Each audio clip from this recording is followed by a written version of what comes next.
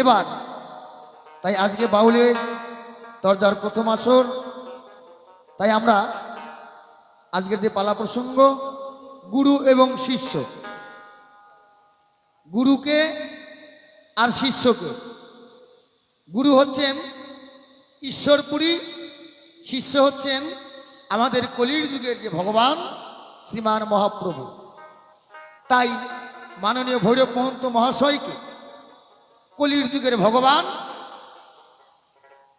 তাকে শিষ্যের পক্ষে রেখে আমি তার গুরু হয়ে, অর্থাৎ ভগবানের গুরু বাবা, আমার জীবনের ২৬ বছর বাউল জীবন, তার মধ্যে আজকে বেশি আমি একটা ভূমিকা নিলাম, পারিবা না পারিবা ভাব।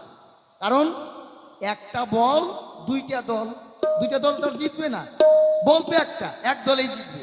তাই তাকে আমার শিষ্যের ভূমিকায় রেখে আমি তার কাছে গুরু হয়ে দু একটি কথা জানার জন্য করব জিজ্ঞাসা। সে যেন ধর্মসভায় এসে বাপের বেটার মতো করে যায় প্রকাশ।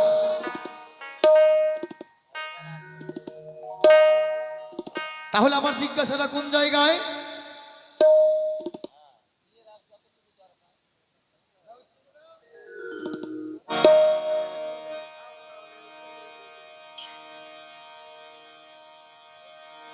আমার জিজ্ঞাসা হচ্ছে কোথায়? আমার প্রথমে জিজ্ঞাসা থাকলো বা থাকবে, গয়ায় গিয়ে আমাদের এই গুরু শিষ্য কোথা থেকে সৃষ্টিটা হলো? ঈশ্বরপুরী আর শ্রীমান মহাপ্রভু গৌরাঙ্গ মহাপ্রভু গয়ায় গিয়ে একটা দৃশ্য দেখতে পাচ্ছে। কে? ঈশ্বরপুরী দূরে থেকে দেখতে পাচ্ছে। কি দেখতে পাচ্ছেন? নিমাই গিয়েছে গয়াতে পিণ্ড দান করতে তার বাবা, কিন্তু পিণ্ড যতবারই দান করে সেই পিণ্ড গ্রহণ করছে না, রিটার্ন চলে আসে কোথায়? নিমাইয়ের পায়ের দিকে। এই দৃশ্যটা কে দেখলেন? ঈশ্বরপুরী দূরে থেকে দেখতে পাচ্ছেন। তার চেহারা মানে হাজার সূর্যের যে আলো, তার দেহ দিয়ে ওই রকম আলো জ্যোতিময়। কিন্তু ব্যাপারটা কি? যতবারই পিণ্ড দান করে পিণ্ড রিটার্ন এসে ওই নিমার চরণেই পড়ে। ব্যাপারটা কি? পিণ্ড গ্রহণ হচ্ছে না, নিচ্ছে না। ঈশ্বরপুরী ধীরে ধীরে তার কাছে এগিয়ে গেলেন, গিয়ে বললেন, তুমি কি করতে এসেছো? বলছে, আমি আমার বাবার জন্য, বাবার নামে পিণ্ড দান করতে এসেছি, কিন্তু পিণ্ড যে গ্রহণ করছে না।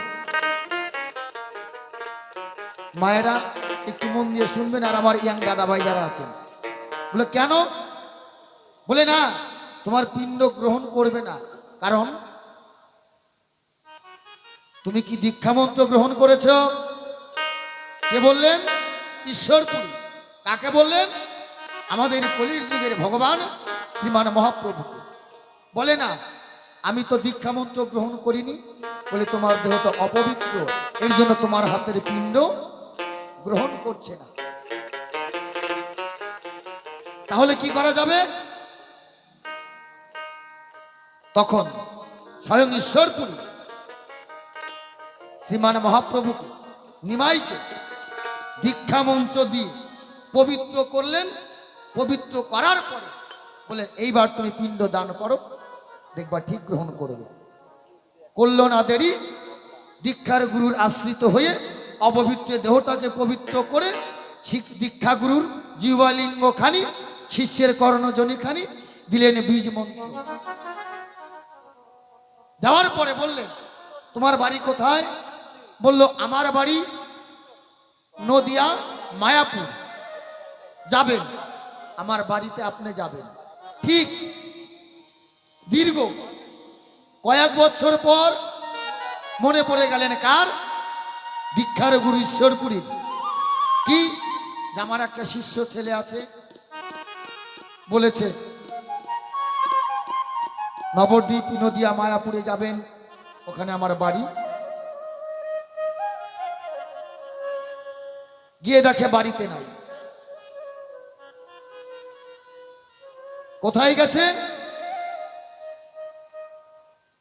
বলে ঝাড়খণ্ডের দিকে গেছে। কুলগুরু দীক্ষার গুরু ঈশ্বরপুরী নিমাইকে খুঁজতে খুঁজতে সেই ঝাড়খণ্ডের গিয়ে পায়। নিমাই নিমাই নিমাই নিমাই বলে চিৎকার করছে। আর গুরুদেব পিছন থেকে দৌড় পারতে পারতে গিয়ে সামনে গিয়ে বলছে, আমাকে তুই চিনিস নাই? বলে, হ্যাঁ আপনাকে চিনেছি। আরে তুই নিমাই না? বলে, না আমি তো নিমাই না। তোর বাবার নাম জগন্নাথ মিশ্র না? বলে, না। তোর মায়ের নাম শশী দেবী না? বলে, না। তাহলে আমার তোর কাছে প্রথমে জিজ্ঞাস, নিমাই আমি তোকে জিজ্ঞাসা করলাম তুই আমাকে চিনিস? তুই বলি, হ্যাঁ গুরুদেব আমি আপনাকে চিনি। তাহলে তুই আমাকে চিনলি, চেনার পরে আমি তোকে বললাম তুই নিমাই না? তুই বললি না। বললাম তোর বাবার নাম জগন্নাথ মিশ্র? বলে, কে জগন্নাথ মিশ্র? বলে, তোর মা শশী দেবী, শশী মাতা। বলে, আমি চিনি না। তোর কাছে আমার প্রথমে জিজ্ঞাসা, তুই আমাকে চিনলি, গুরুকে চিনলি, কিন্তু গুরুর কাছে তোর পরিচয় কেন গোপনটা করলি? এইখানে সাধারণ জীবকে কি শিক্ষা দিলি? 1 নম্বর জিজ্ঞাসা। 2 নম্বর জিজ্ঞাসা হলো, আমাদের গোটা বিশ্ব ব্রহ্মাণ্ডে চরাচরে বহু নামি দামি বৃক্ষ ছিল বা আছে। বটবৃক্ষ, পাকড় বৃক্ষ, বেল গাছ, নিম গাছ, অর্জুন গাছ, হর্তেগি গাছ, বড় বড় নামি দামি বৃক্ষ এবং ইত্যাদি ইত্যাদি ফলের গাছ রয়েছে। কোনো গাছের তলায় না গিয়ে নিমের জন্মটা হলো কোথায়? যে গাছের রস তো দূরে থাক, তার পাতা মুখে দিলে তিতো, সেই নিম গাছের তলায়। তা 10 মাসে নয়, 13 মাসে। আমাদের কলির যুগের ভগবান মাতৃগর্ভে 13 মাস ছিল বাবা। ঠিক 13 মাসের মধ্যে, 13 মাসের সময় ওই নিম গাছ তলাতে শশীমা গেল। যাওয়া মাত্রই নিমার জন্মটা ওই নিম গাছের তলেই হলো। এই 2টা জিজ্ঞাসা রইল আমার শিষ্যর ঠাই, যেন খাঁটি খাঁটি জবাবটা পাই। এত গাছ থাকতে, এত বৃক্ষ থাকতে কোনো বৃক্ষের তলে তোর জন্মটা হলো না? হে নিমাই, ওই নিম গাছের তলে কেন জন্মটা হলো? আর আমি তোকে ডাকলাম, আমাকে তুই চিনলি, আমি তোকে জিজ্ঞাসা করলাম, তুই তোর পরিচয় গোপন করলি কি কারণ? এই 2টা জিজ্ঞাসা রইল ধর্মসভায়, ঠিক যেন উত্তরটা পাই। একটা গান গেয়ে আমার শিষ্য কলির যুগের ভগবান গৌরাঙ্গ মহাপ্রভু নিমাইকে পাঠাই, একটা গান গাই। তাহলে হে নিমাই, তোর দেহটা অপবিত্র ছিল। আমাদের কুলগুরু ব্রাহ্মণ তিনি অপবিত্র দেহটাকে পবিত্র করে দিয়ে তোর বাবার পিণ্ডি গ্রহণই করলো না। আমি তোকে পবিত্র করে দিয়ে সেই পিণ্ড দান করালাম। তুই আমাকে অ্যাড্রেস দিলে আমার বাড়ি নবদ্বীপ, নদিয়া, মায়াপুরে আমার বাড়ি। গুরুদেব যাবেন। আমি তোকে জিজ্ঞাসা করলাম, তুই আমার কাছে তোর বংশ পরিচয় কেন গোপন করলি? আর নিমগাছ তলায় মানে তোর জন্মটা কেন হলো? এই 2টা জিজ্ঞাসা রইল। একটা গান গাই, তারপরে পাঠাই, কেমন?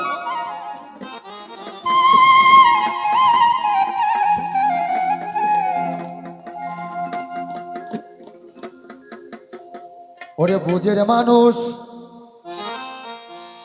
শত্রু হলেও ভালা, ওরে বন্ধু সামনে কালা। গুণী মানুষ শত্রু হলেও ভালা, বোঝের মানুষ শত্রু হলেও ভালা, বন্ধু সামনে কালা। বুঝের মানুষ শত্রু হলেও ভালা, বুঝের মানুষ শত্রু হলেও ভালা, ও বন্ধু শ্যামকালা গুণী মানুষ শত্রু হলেও ভালা। একেবারে নিতাই গৌর হরিবল হরিবল হরিবল হরিবল। হ্যালো হ্যালো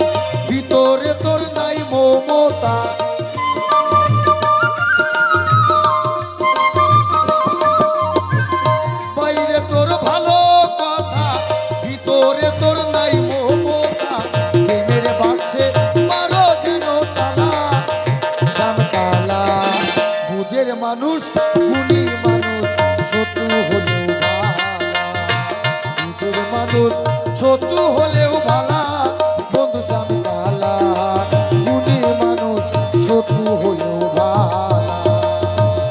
হরি বল হরি বল হরি বল।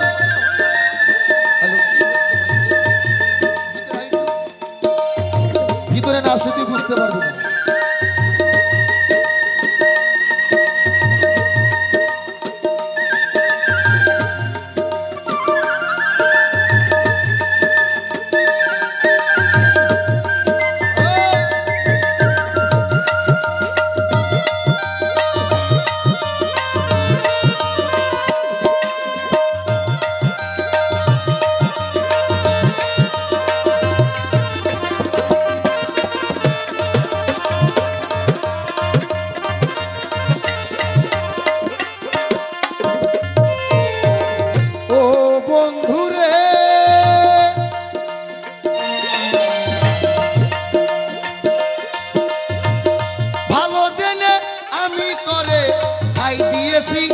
অন্তরে প্রাণ সপিয়া ঘটল কি যে জ্বালা,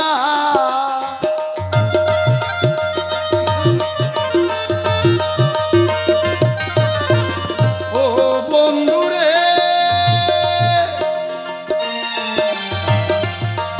ওরে ভালো জেনে আমি তরে ঠাই দিয়েছি এই অন্তরে প্রাণ সপিয়া ঘটল কি যে জ্বালা।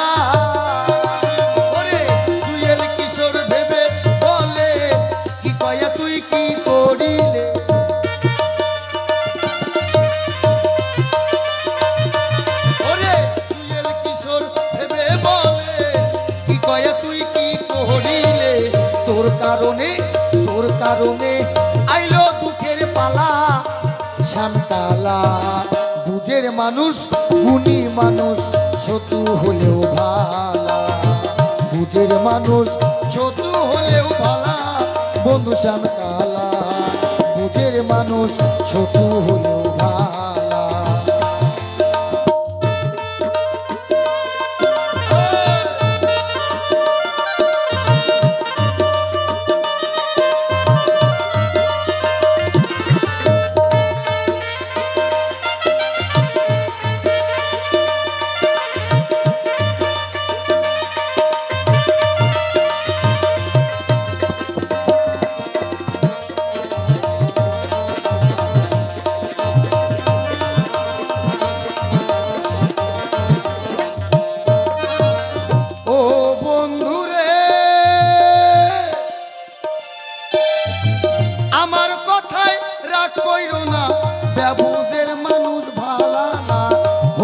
এসে যত পয়সা আলা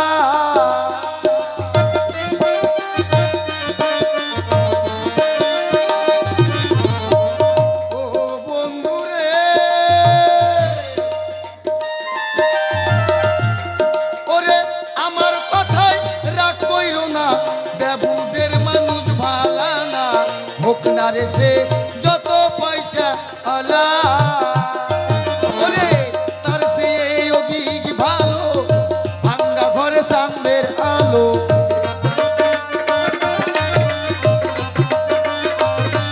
ওরে তার সে অধিক ভালো ভাঙ্গা ঘরে চাঁদের আলো বুঝের ভালা না কোনো শালা শ্যামকালা বুঝের মানুষ গুণী মানুষ শত্রু হলেও ভালা বুঝের মানুষ শত্রু হলেও ভালা বন্ধু শ্যামকালা গুণী মানুষ শত্রু হলেও ভালা আর শোনো শোনো অগণী মাই তোমারে জানাই এত গাছ বৃক্ষ থাকতে নিম গাছ তলায় কেন তোমার জন্ম তুমি বলবে এই সভায়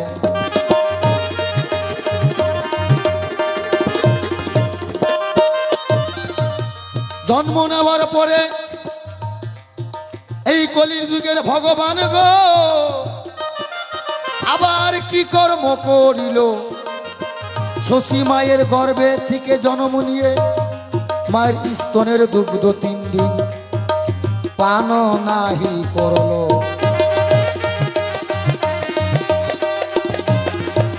অনিমাই আমি তোমার কাছে জানতে চাই যে মা 10 মাস 10 দিন কষ্ট করে তার গর্ভে ধারণ করেছিল খাওয়ার কষ্ট মায়ের চলার কষ্ট মার ঘুমানোর কষ্ট মার কাজ করার কষ্ট যত কষ্টই হোক ওই সন্তান যখন মাতৃ জঠর থেকে মা বসুমতীর কোলে পড়ে তারপরে মা যখন কোলে নেয় তার হাসি মুখখানা যখন দেখে সকল জ্বালা যন্ত্রণা দুঃখ বেদনা সব কিছু ভুলে যায় আমি বলতে চাই তোমার ঠাই তুমি সেই মায়ের গর্ভে থেকে জন্ম নিয়ে 3 দিন মায়ের এই অমৃত সুধা স্তন দুগ্ধ পান কি কারণে করো নাই এইখানে সমাজকে জীবকে এই মত্তবাসীকে কি শিক্ষা দিলে ভালো করে যাবে একটু বলে কারণ নিজে আচরণ করিয়া ধর্ম জীবকে শিখায় নিজে আচরণ না করিলে ধর্ম জীবকে শিখানো না যায় এইখানে তুমি এই আচরণটা করে সাধারণ এই মত্তবাসীকে এই কলিহত জীবকে কি শিক্ষা দিলে যে মায়ের গর্ভে থেকে জন্ম নিয়ে তার স্তন দুগ্ধ 3 দিন পান করো নাই আর এত জায়গা থাকতে ওই নিম গাছ তলায় কেন তোমার জন্মটা হলো জিজ্ঞাসা 2টা 3 নম্বর জিজ্ঞাসা ঝাড়খণ্ডে গিয়ে যখন আমি তোমাকে খুঁজে পাই নিমাই নিমাই বলে ডেকে তোমার কাছে যাই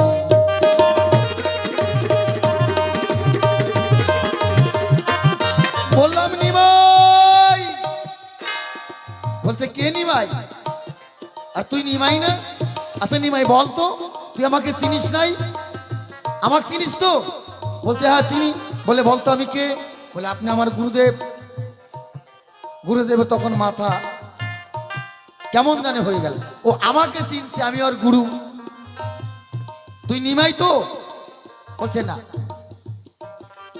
আমি ওর গুরু ও স্বীকার হলো আমি বলছি তুই নিমাই তো ও বলছে না তোর বাবার নাম জগন্নাথ মিশ্র না বলে কে জগন্নাথ মিশ্র তোর মায়ের নাম শচী দেবী নয় বলে আমি তাকে তো চিনি না তাহলে তুই আমাকে চিনলি আমি তোর গুরু কিন্তু তুই আমার কাছে তোর আত্মপরিচয় কেন গোপনটা করলি 3টা জিজ্ঞাসা ছিল ধর্ম সবার ঠাই যে 1 নম্বর নিজের পরিচয় গোপন করলি কেন জন্ম নেওয়ার পরে মায়ের স্তনের দুগ্ধ 3 দিন খেলি না কেন এত বৃক্ষ থাকতে ওই যে তিতা একটা নিম গাছ সেই গাছের তলায় জন্ম নেওয়ার পরে এই ধরাধামের জীবকে কি শিক্ষা দিলেন প্রথমবারে এই তো আমার শিষ্যের কাছে রইল আয়োজন কৃপা করে সাধুগুরু বৈষ্ণব করিবেন গ্রহণ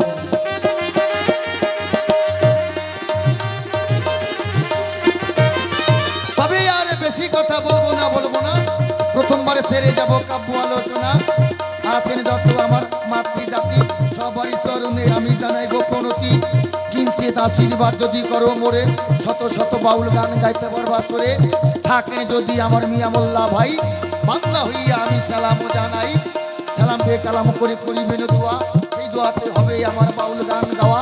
এই পর্যন্ত পরিকান্ত ভাবকান্ত সরি রাধা কৃষ্ণ প্রেমানন্দ একবার বলুন হরি হরি হরি বল হরি বল হরি বল।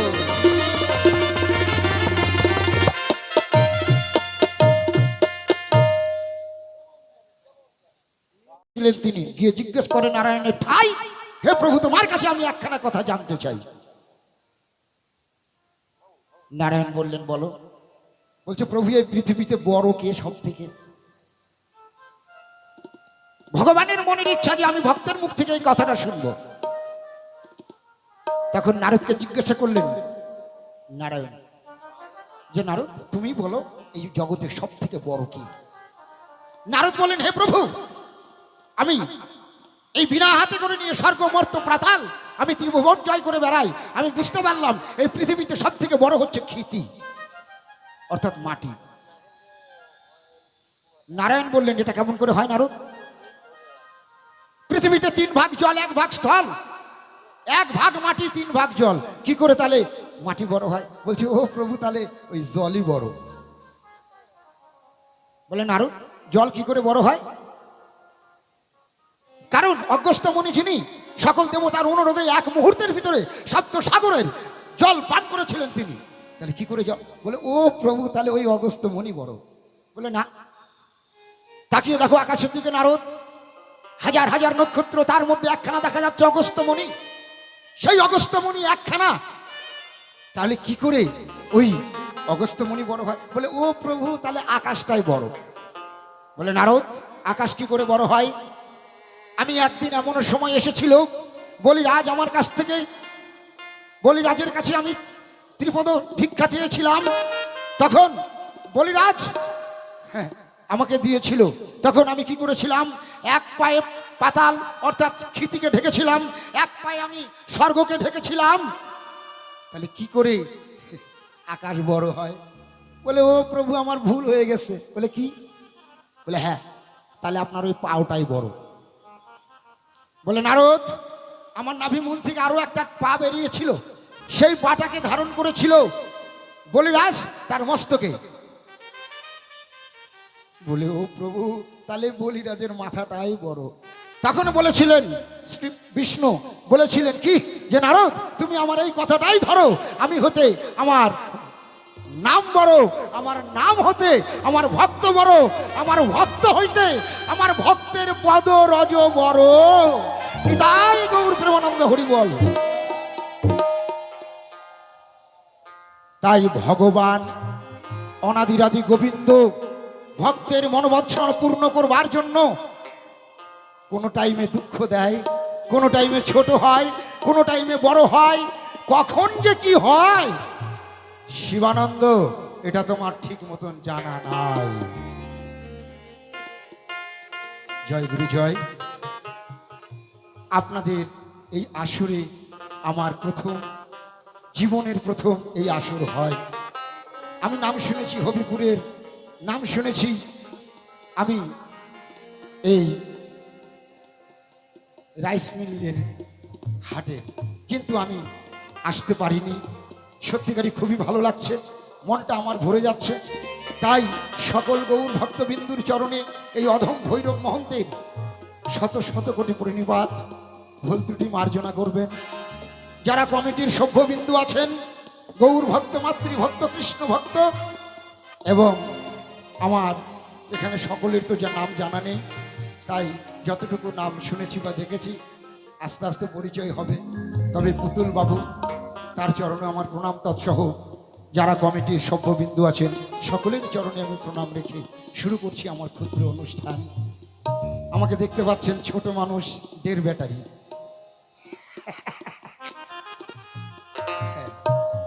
আমার বিপক্ষের শিল্পী যিনি অত্যন্ত ভাইরাল শিল্পী, কিন্তু আমি ভৈরব মহন্ত ভাইরাল নয়, আমি ভাইরাস। তাও দেশে ভাইরাস না বাবা, করোনা ভাইরাস। একবার যার ভিতরে ঢুকে যায় তাকে কিন্তু আর সারাসারি নাই। তো যাই হোক, শিবানন্দ হালদার আজকে গুরুদেবের ভূমিকায় দাঁড়িয়ে আমাকে শিষ্যের ভূমিকায়, অর্থাৎ অনাদিরাদি গোবিন্দ মহাপ্রভুর ভূমিকায় আমাকে রেখেছে। আমার কি সাধ্য সেই ভূমিকা পালন করার? কোথায় রাধারানী আর কোথায় প্যারপ্যারানি এক জায়গায় করে, কোথায় আগরতলা আর কোথায় খাটের তলা, সেই জায়গায় করেছে আমাকে। তবে হ্যাঁ, যত কথা বলে গেছে ভুলি নাই শিবানন্দ হালদারের। আমার কিন্তু মনে আছে, আমি যা বলবো আমি কিন্তু শিবানন্দ হালদারকে বলবো। আর যখন আমি ভূমিকায় যাব তাকে যথেষ্ট গুরুদেবেরই সম্মান দেবো। এখনো কিন্তু আমি ভূমিকাতে যাই নাই, ওর কথার উত্তর দিতে চাই। আমাকে বলে গেছে প্রথমেই যে এই সিয়ারা দেখে ওর গান বলে সব ভুলে গেছে। এতক্ষণ কি করলো? গান করে নাই। ও পছন্দ হয় না, পিছন দিকে মাংস নাই, এইটুকু একটা মানুষ। তার জন্য বলে গেছে কি যে একে বেগুন গাছের মানে বেগুন বাগানে ঢুকালে পরে মানাইতো। তার মানেটা কোন জায়গায়? আবার বলে গেছে কি যে ক্রিম টিরিম লাগিয়ে একটু ফর্সা হলে ভালো হতো। চেহারাটা দেখতেছে একেবারে মানে আলকাতরার মতন ফর্সা চকচক, তাই না? আমি ওর কথা বুঝি। হ্যাঁ, আমাকে কিন্তু এসব কথা বলে গেছে। আবারও একটা কথা বলেছে, কি মা আপনাদের মনে আছে? কি বাবা মনে আছে? নাই নাই নাই নাই। আমাকে বলেছিল মা দুর্গার পাশে দাঁড় করাতে হবে। তার মানে কি বলে? দাঁড়া, আমার মিটার গরম করে দিছে আজকে ফার্স্টে। হ্যাঁ, ওর বাড়ি হতে পারে শিলিগুড়ি, আমারও বাড়ি হতে পারে শিলিগুড়ি, কিন্তু এখানে শিলিগুড়িতে হবে আজকে আড়াআড়ি আর ফাড়াফাড়ি। পরিষ্কার কথা, খাতির নাই। আমাকে কি বলে গেছে? আমি বলে ওই দুর্গার পাশে দাঁড়ালে অসুরের মতন হব। গুরু আমি করি তোমার নাম, তুমি করো আমার কাম। আমি যদি না থাকিতাম তোমার নাম থাকতো কোথায়? আজকে যদি ওই মা দুর্গার পাশে অসুর না থাকতো, ওই মা দুর্গাকে মোছে কেন? অসুরও কিন্তু পূজা পায়। হ্যাঁ, শিবানন্দ কথা বলবা একটু ভালো মতন চিন্তা ভাবনা করি। আবার বলেছে একটা বলতেই হবে, আচ্ছা মা দুর্গার পাশে রাখলে ভালো, তো আমি এটাই বলেছি। আমি তো আর অসুর বলি নাই। কেন? সিংহ তো হয়ে যেত, বাঘও তো তোমাকে বানানো যেত। কার্তিক, গণেশ এরা রয়েছে না? না না, মানে কৃষ্ণ কেমন? যার মনে যেমন, যার মনে যা ফালদা ওঠে তা। এটা বললে আমি মানবো না। কারণ বলেছে খালি মাটিটা সরাতে হবে। ওর কথা হচ্ছে যে ঠাকুর ঘরে খেয়ে আমি কলা খাই নাই। তুমি তোমার কথা বুঝি আমি, কিন্তু বাবা তোমার কাছে আমি এতটুকু বলতে চাই, আমার কপালে তিলক দেখেছো, তিলক দেখে তুমি টিটকারি করেছো। কিন্তু তোমার কপালে আমি দেখতে পাই, কি দেখতে পাই? এই যে একটা লাল টিকা। তুমি কি মতে আছো? তোমার মতটা কি? তান্ত্রিক না বৈষ্ণব, কোনটা? আজকে আমি বানাবো বাবা শিবানন্দ হালদার, তাতে যা মনে তাই হোক। হ্যাঁ, তুমি কি? তুমি বাউলের আসরে দাঁড়িয়েছো, কৃষ্ণ কথা মুখে বলছো, অথচ তোমার কপালে একটা লাল টিক দেখতে পাই। এখানে তো কারো মায়েদের দেখতে পাচ্ছি। মায়েদের দেখা যেতে পারে, কারণ মারা বিবাহিত, তাদের সিঁদুর দরকার, ঠিক আছে। কিন্তু তুমি কি? তুমি কার সঙ্গে বিয়ে বইছো যে তোমার কপালে একটা লাল টিকা?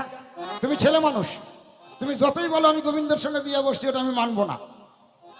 হ্যাঁ, কারণ গোবিন্দের সঙ্গে যারা বিয়ে বসে তারা কিন্তু ওই লাল টিকা দেয় না, তারা তিলক দিবে, না হলে ওই বাবার মতন একটা তিলকের ফোঁটা দিবে। তুমি লাল টিকা দাও কেন? তুমি কি মতে আছো? তুমি কি বৈষ্ণব মত না তান্ত্রিক মতে? তান্ত্রিক মতে কে ছিল? তৈদঙ্গ গোস্বামী। কে ছিল? অঙ্কারনাথ। কে ছিল? বামাখ্যাপা। কই এরা তো মায়ের ভক্ত, তাও তো এদের কপালে আমি লাল তিলক দেখতে পাই না। ভোলানাথ, সেও শ্মশানে মোশানে থাকে, গাঁজা ভাং খায়, সেও তো তান্ত্রিক মতে হতে পারে, কিন্তু তারও তো কপালে আমি দেখি না লাল ফোঁটা। কি বাবা দেখেন, মহাদেবের লাল ফোঁটা আছে? এর কেন লাল ফোঁটা? ও কি মতে? ও বৈষ্ণব মতে না তান্ত্রিক মতে? হ্যাঁ, যদি তান্ত্রিক মতে হয় তাহলে আমাকে বুঝাই দিবে, আর বৈষ্ণব মতে হলে সেটাও বুঝাই দিবে। হ্যাঁ, জায়গায় গেল। আর আমাকে যা যা বলেছিল, মানে ওর কথা কি, মাথায় লাথি আর পায়ে সালাম। ভৈরব দাদা আমার, হ্যাঁ শ্রদ্ধেয়, কত কি বলে গেল। হ্যাঁ, আবার লাস্টে কয় কি বেগুন বাগানে দিলে ভালো হতো, হ্যাঁ অসুরের মতন বানালে ভালো হতো। তো যাই হোক, সম্পূর্ণ কথা ওর মোটামুটি আমি জবাব দিলাম। এইবার যা যা প্রশ্ন করে গেছে ভুলি নাই, মনে আছে। বলি আপনাদের সভ্য সবার ঠাই যা যা বলেছে আমি তার দাঁত ভাঙা জবাব একটা একটা করে দিতে চাই, কিন্তু তার আগে ছোট্ট একটা আমি গান গাই।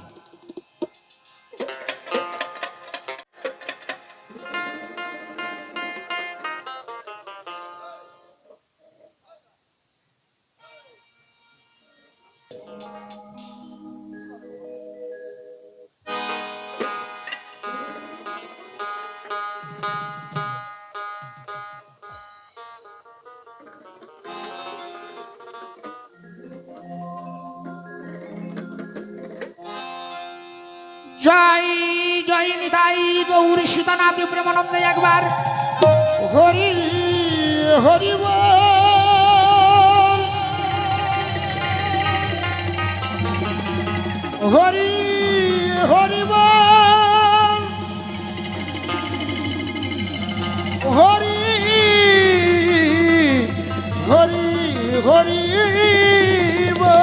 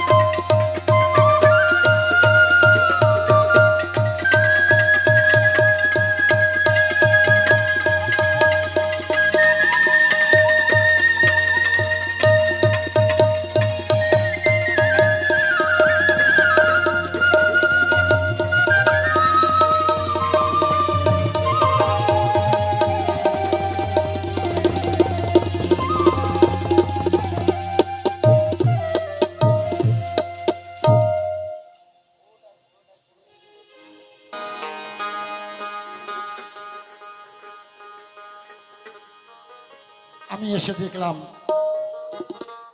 আমি যখন গাড়ি থেকে নামলাম, বাস থেকে নামলাম, নামার সঙ্গে সঙ্গে এক মাকে আমি জিজ্ঞেস করলাম অনুষ্ঠান কোথায় হচ্ছে। মা বলছে আপনি গান গাইবেন? আমি বললাম হ্যাঁ গাইব। বলে কোথায় বাড়ি? আমি বললাম শিলিগুড়ি। ওহো, এই যে এই ভিতর দিয়ে যান। খুব ভালো লাগলো ওই মায়ের সঙ্গে আমার কথা বলে। তারপর মনটা বললো যে একটু চা খাই। দোকানে যায়, দাঁড়ানো মাত্র বলছে আপনি শিল্পী? হ্যাঁ।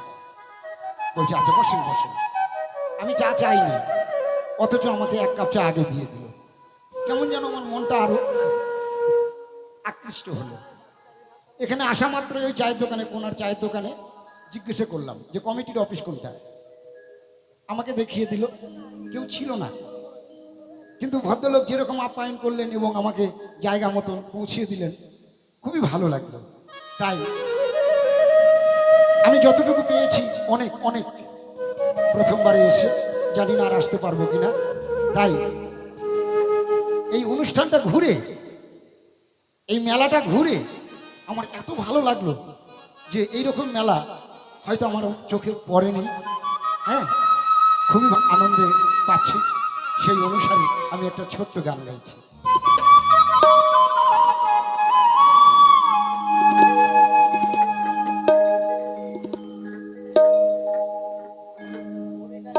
এই হবিপুরে রাইস মিল হাটে গাইতে আইলাম,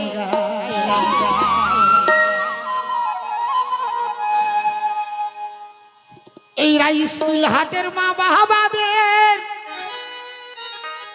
খুবই ভালো প্রাণ। এই হবিপুরের ভাই বোনেদের খুবই মনোপ্রাণ। এই হবিপুরে রাইস মিল হাটে গাইতে আইলাম গান। রাইস মিল হাটের মা বাবাদের ভালো মনোপ্রাণ।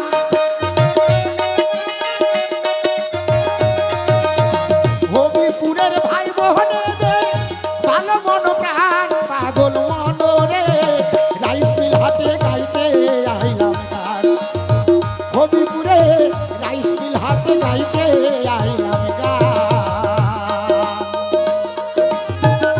জয় জয় নিতাই গৌর প্রেমানন্দ একবার হরি বল হরি বল হরি বল হরি বল।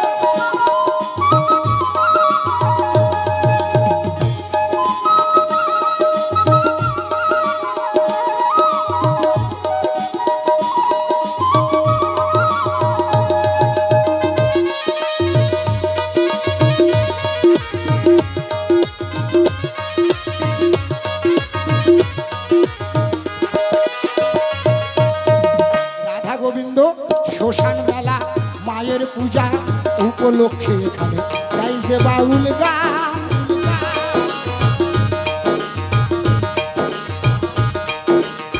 মায়ের চরণে ফুল অর্পিয়া বাসনা পুরা।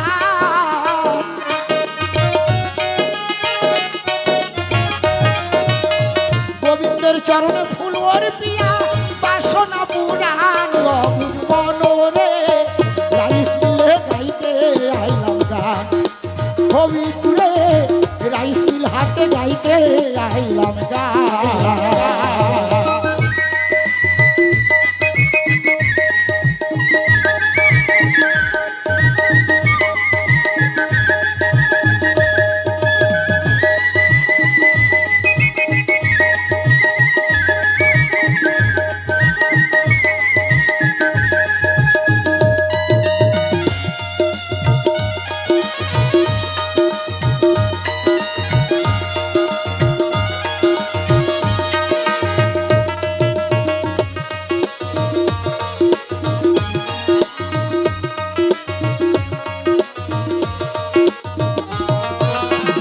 দূর দূরান্তের দোকান এসে ভরাই এই নাস্তান। ও ভাই দূর দূরান্তের দোকান এসে ভরাই এই নাস্তান। বাউল গান শুনে ভক্তরা আনন্দ যে পান।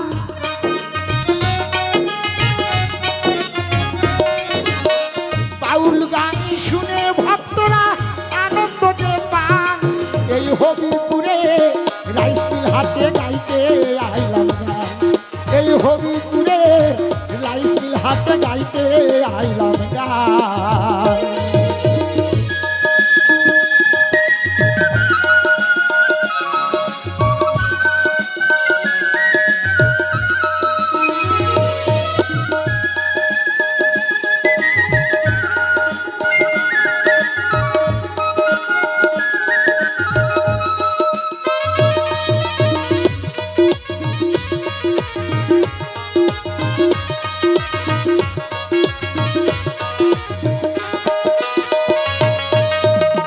কত রকম জিনিস পাওয়া যায় আইসা দেখে যান।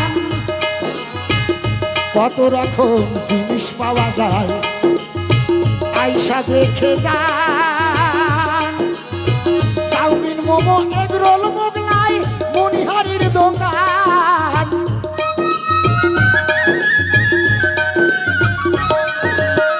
কত রকম জিনিস পাওয়া যায় এসে দেখে যান। চাউমিন মোমো এগরোল মোগলাই মনিহারির দোকান। এই হবিপুরে রাইস মিলে গাইতে আইলাম গান। এই হবিপুরে রাইস মিলে গাইতে আইলাম গান।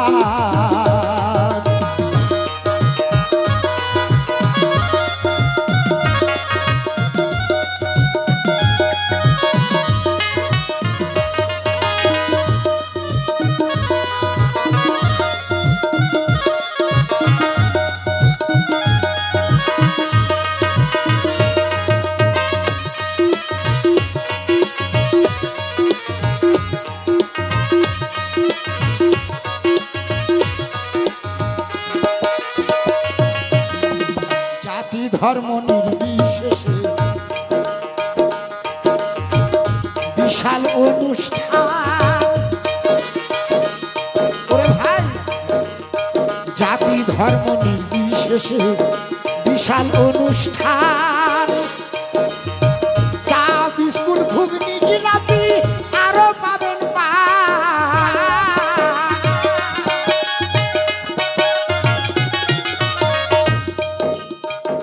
জাতি ধর্ম নির্বিশেষে এই বিশাল অনুষ্ঠান।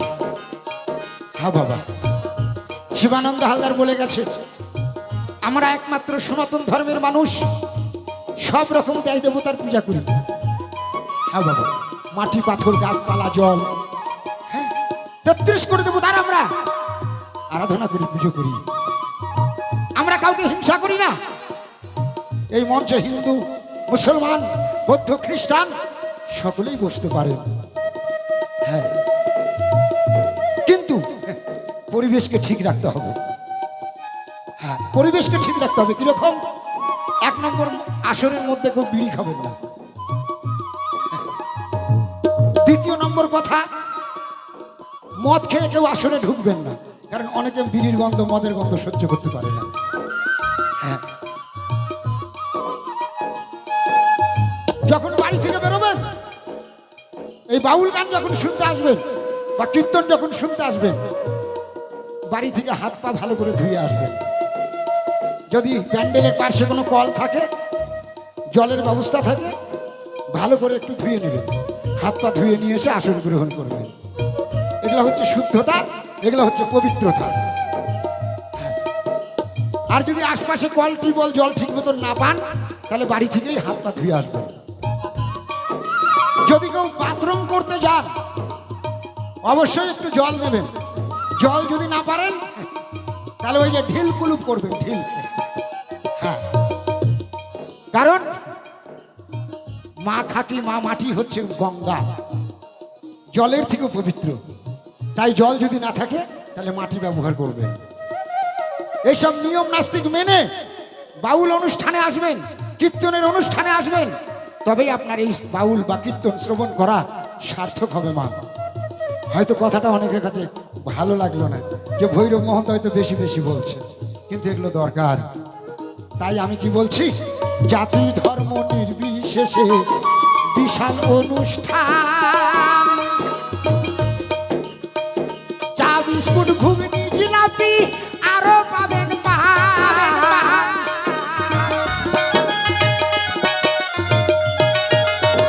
জাতি ধর্ম নির্বিশেষে বিশাল অনুষ্ঠান।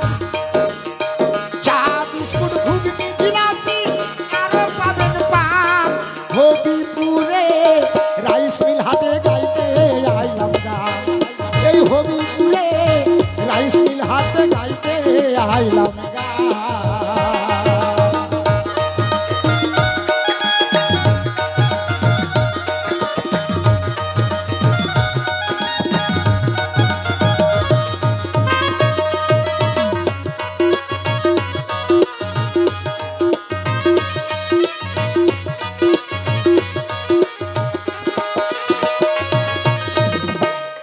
তাই বছর বছর এসে যেন আমি গাইতে পারি গান। বছর বছর এসে যেন এই হবিপুরে গাইতে পারি গান। ভৈরব মহন্ত এই আশীর্বাদ কেঁদে কেঁদে চান।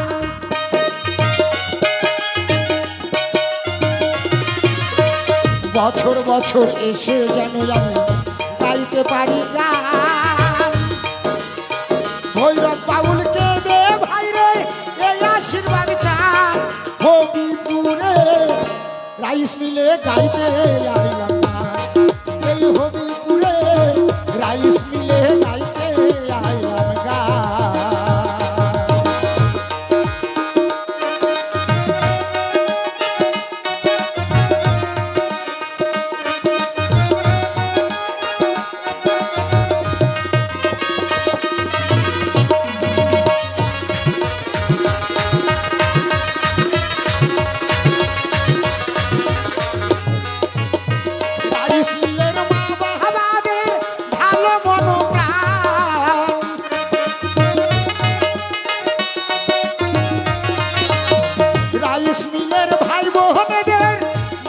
মন প্রাণ পাগল মন রে, হবিপুরে গাইতে আইলাম গান।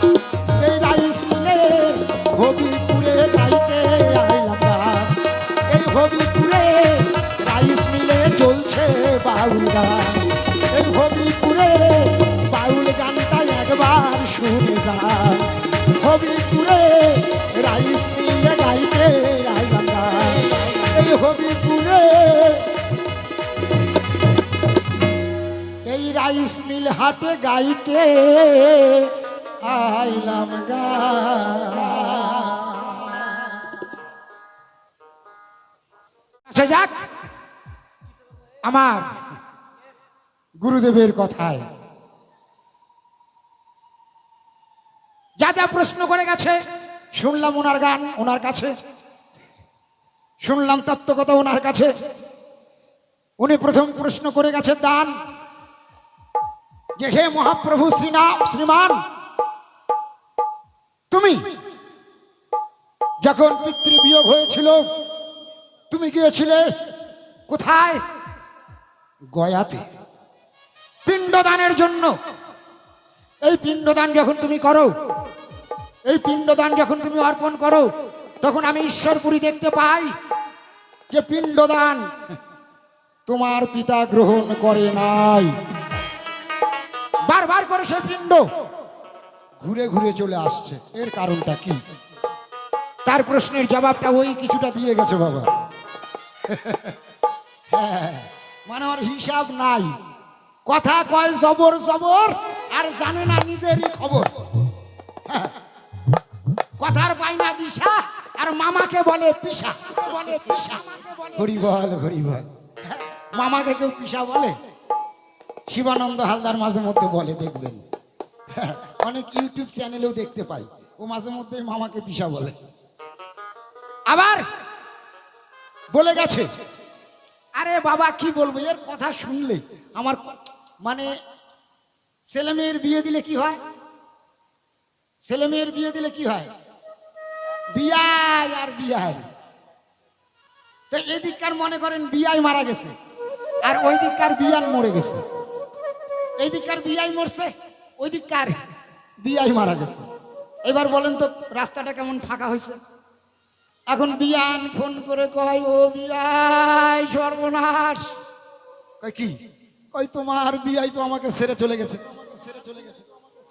তো মাঝে মধ্যেই বলে, তখন বিয়াই কয়, বিয়ান অত চিন্তা করো কেন?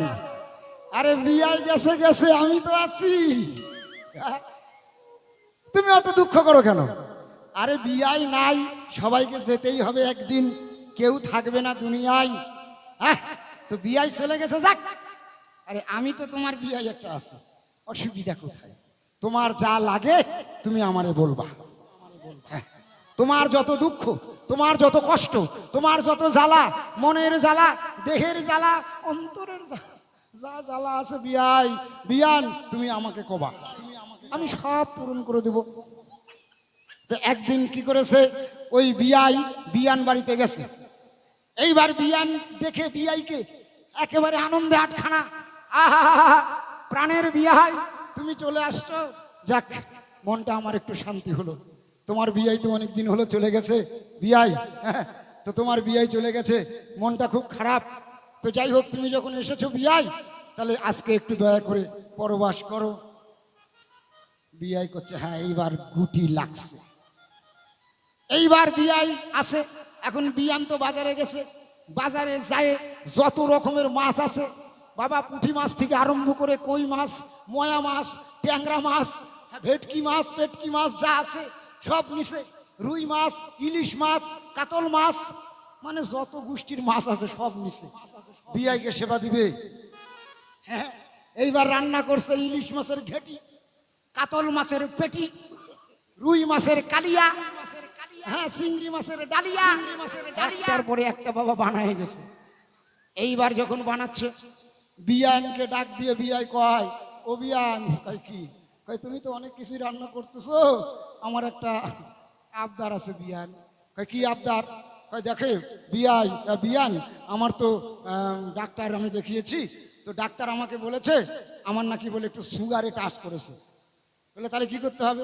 কয় বিয়ান তুমি যা মনে তাই রান্না করো, একটু করলা ভাজা করো, করলা উচ্ছে ভাজা। হ্যাঁ, আর উচ্ছে ভাজাটা আমাকে প্রথমে দিবা।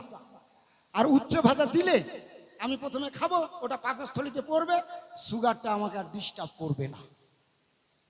কয় ঠিক আছে। তো এত কিছু করার পরেও করলা ভাজা করেছে, করে এবার বিআইকে সেবা দিয়েছে। বিআই তো পুরা দমে খাইছে। কিন্তু বাবারা মায়েরা, যখন মনে একটা মানুষের খুব আনন্দ হয় না, ওই আনন্দের চোটে অনেক কিছু ভুলে যায়। কি যায় না? কি মা ভুলে না? কি মাথা নড়ান না কেন? কথা বুঝতে পারেন নাই? কি অনেক কিছু ভুলে কি না?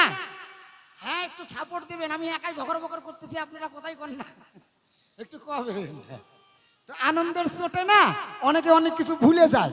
তো ওই বিয়ান কি করেছে, এত আনন্দ ভিতরে সব কিছুই দিয়েছে বিআইকে। কি দেয় নাই? করলা ভাজাটা আর দেয়, ভাজাটা আর দেয়। এইবার বিআই মনে মনে চিন্তা করতেছে আর খাচ্ছে। কয় বিয়ান বোধহয় আমাকে অত ভালোবাসে না।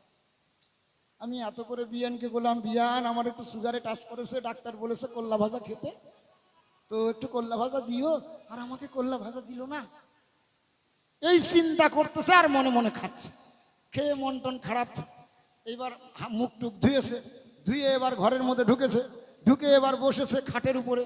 কিন্তু বাবা খাটের উপরে বসেছে, সত্য কথা রাগ করবেন না কেউ, মানে লুঙ্গি পরেছে, তলে আন্ডার প্যান্ট আর পরেনি। হরে কৃষ্ণ। হ্যাঁ, লুঙ্গি পরেছে কিন্তু তলে আর আন্ডার প্যান্ট পরে নাই। এইবার তো খাটের উপরে বসে এখন জনকপুরি খয়ার দিয়ে মিঠা পাতা পান খুব সুন্দর করে খাচ্ছে, আর একটু করে মুখে চুন লাগাচ্ছে, আর বলছে হরে কৃষ্ণ হরে কৃষ্ণ হরে কৃষ্ণ হরে কৃষ্ণ। এই বলছে, আর মনটা কিন্তু বিআইয়ের খুব ভালো নাই, মনটা খারাপ। কেন? কেন মন খারাপ? কেন মন খারাপ গোসাই? করলা ভাজা দেয় নাই। ঘুরে ফিরে বিআইয়ের খালি ওইটাই মনে পড়ে। এই করতে করতে যাই হোক কিছু সময় গেছে। এইবার বিয়ান তো রান্নাঘরে ঢুকেছে, ঢুকে নিজে সেবা করবে। এবার সেবা করার জন্য সব কিছু নিয়েছে, নেওয়ার পরে দেখে করলা ভাজার বাটি। যেই করলা ভাজার বাটি চোখে পড়েছে, বিয়ানের তো মাথায় হাত।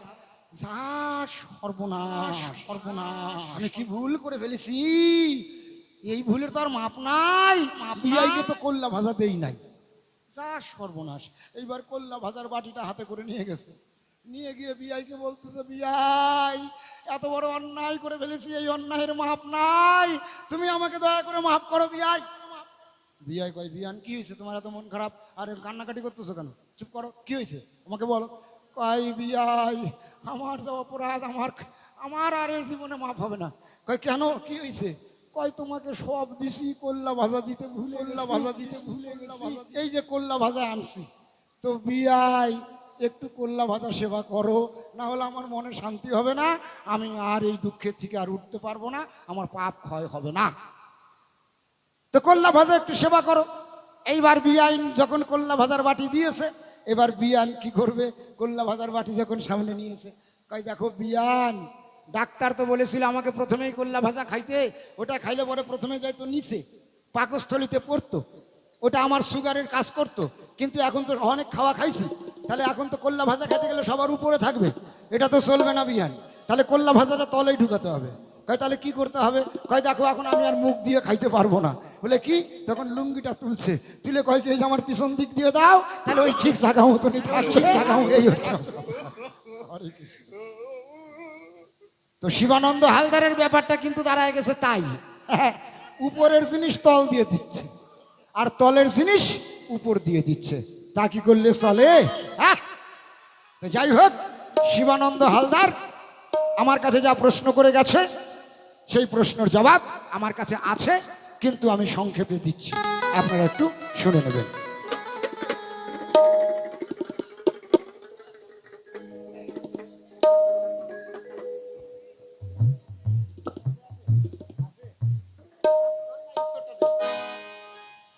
তাহলে আমার কাছে প্রথম প্রশ্ন করে গেছে, হে মহাপ্রভু, হে নিমাই, তুমি পিণ্ডদান করতে গেলে সেই পিণ্ডদান কেন ঘুরে ঘুরে যাচ্ছে? তাহলে তুমি বুঝতে পেরেছো যে আমার পিণ্ডদান কেন গ্রহণ করছিল না আমার পিতা? এই কারণেই গ্রহণ করছিল না যে আমি অদীক্ষিত ছিলাম, আমি দীক্ষা মন্ত্র নেইনি। বাবা, এই অপবিত্র দেহ নিয়ে কোনোদিন কিন্তু কোনো গুরুকর্ম হয় না, কোনো গোবিন্দ কর্ম হয় না, কোনো সেবাও হয় না। এই যে আপনারা কীর্তন বাউল শুনছেন না, এটা শুনছেন, শোনা মাত্রই কিন্তু সার হবে যদি কেউ মন্ত্র না নিয়ে থাকেন। হ্যাঁ, ওই শুনবেন, ওই শোনাটাই সার হবে, কিন্তু সেটার কোনো ক্রিয়া বা শক্তি বা ক্ষমতা আপনি পাবেন না। কেন পাবেন না? যে আপনি কোনো মন্ত্র নেননি।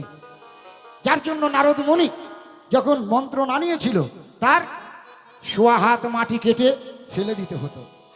কেন? ওই অদীক্ষিতর জন্য। যখন দীক্ষা মন্ত্র নিল শ্রীকৃষ্ণের কাছে, তখন তার এই দেহটা পবিত্র হলো। তাই এই দেহ ছিল শ্মশান সমান, গুরু এসে মন্ত্র দিয়ে এই পাপ দেহটাকে করলো ফুল বাগান। আর যখনই ফুল বাগান তৈরি করলো, তখনই আমার বাবা পিণ্ড গ্রহণ করলো। এই হচ্ছে তার 1 নম্বর প্রশ্ন, জবাব দিয়ে গেছে, আবারও আমি দিলাম। 2 নম্বর প্রশ্ন করে গেছে সভ্য সবার ঠাই, সেই জবাবও আমি দিতে চাই।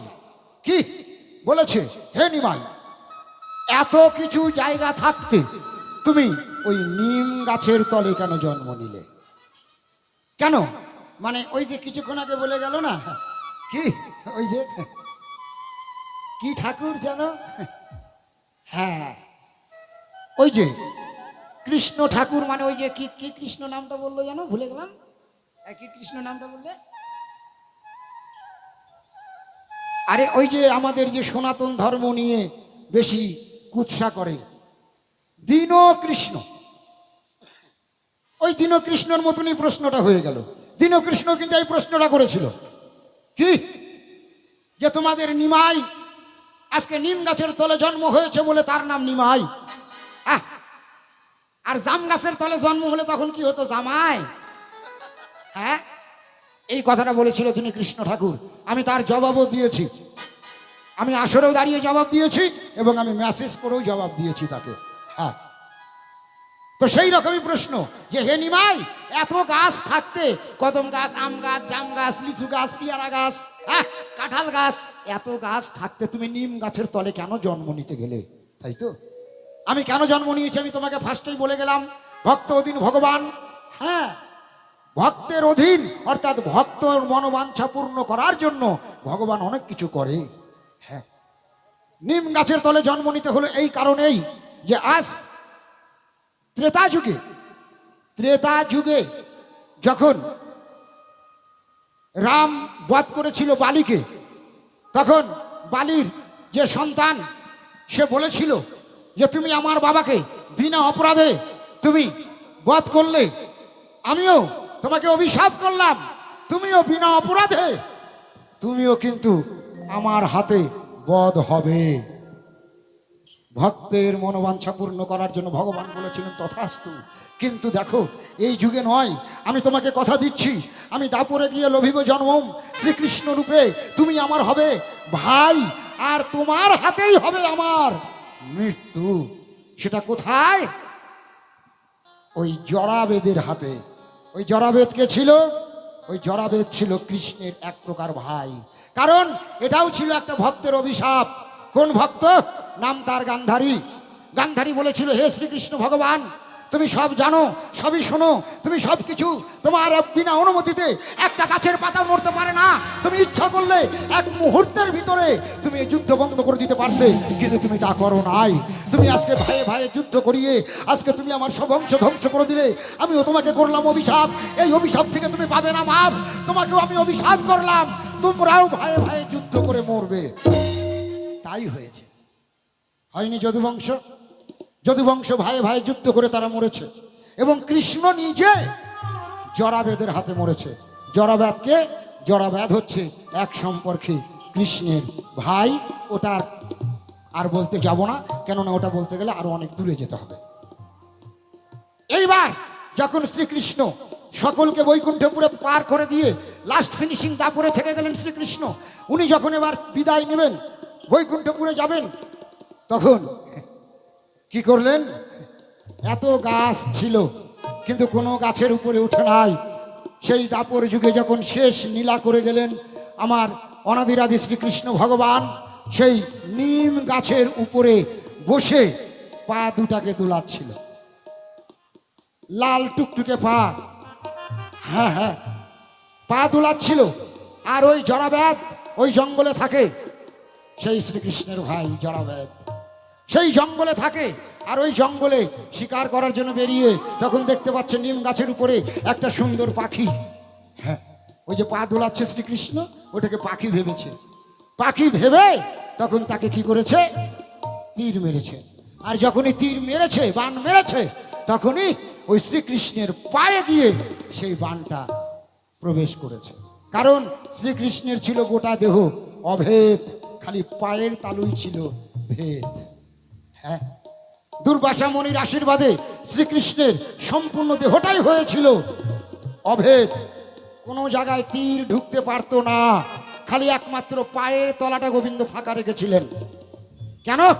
ওই যে পা দুটো মাটিতে ছিল, পায়ের তালুটা, ওখানে আর ওই আশীর্বাদ ঢুকতে পারে নাই। সেই জন্য পাটাই ফাঁকা ছিল, পায়ের তলায় তীর লেগে নিম গাছের তলায়, ওই নিম গাছের উপরেই আমার শ্রীকৃষ্ণ দেহ রাখলেন। যখন শ্রীকৃষ্ণ দেহ রাখলেন, তখন ওই নিম বৃক্ষ কেঁদে কেঁদে বলছে, হে প্রভু, তুমি একই কাজ করলে, আমার জীবনে তুমি একটা কলঙ্ক এনে দিলে। সবাই বলবে এই নিম গাছেই শ্রীকৃষ্ণ জীবন দিয়েছে। আমাকে আর কেউ মানবে না, আমাকে কেউ আর চাইবে না, আমাকে কেউ আর নেবে না।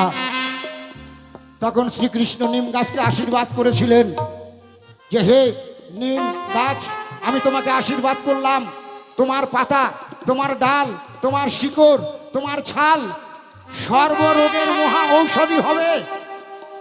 হ্যাঁ, যার জন্য নিম গাছের পাতা ওষুধ, নিম গাছের ছাল ওষুধ, নিম গাছের শিকড় ওষুধ।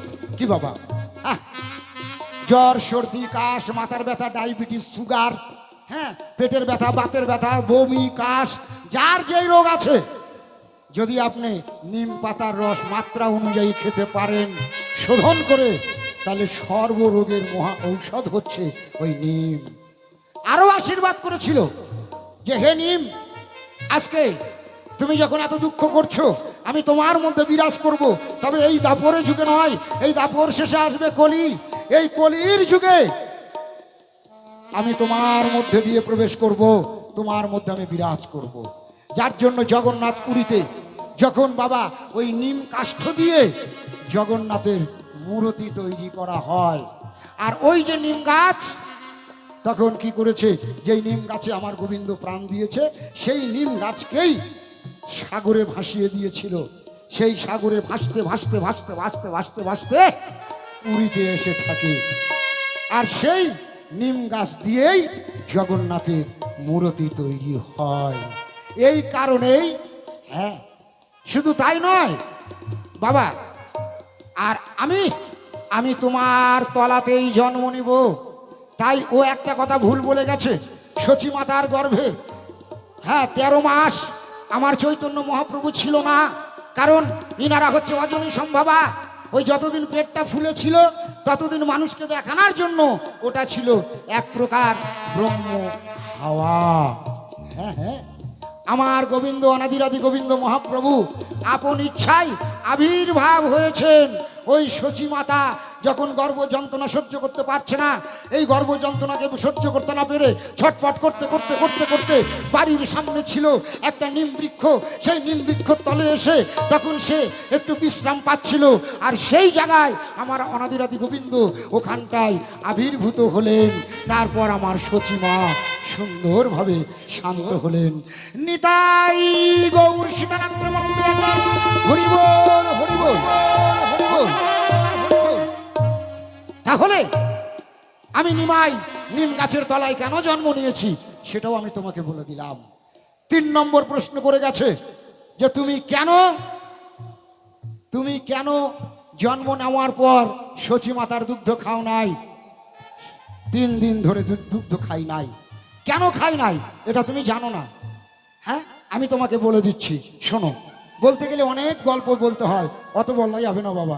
গান করব, সময় কম, আবারও আমার গুরুদেবকে পাঠাবো আসরে, যার জন্য সংক্ষেপে বলে দিচ্ছি।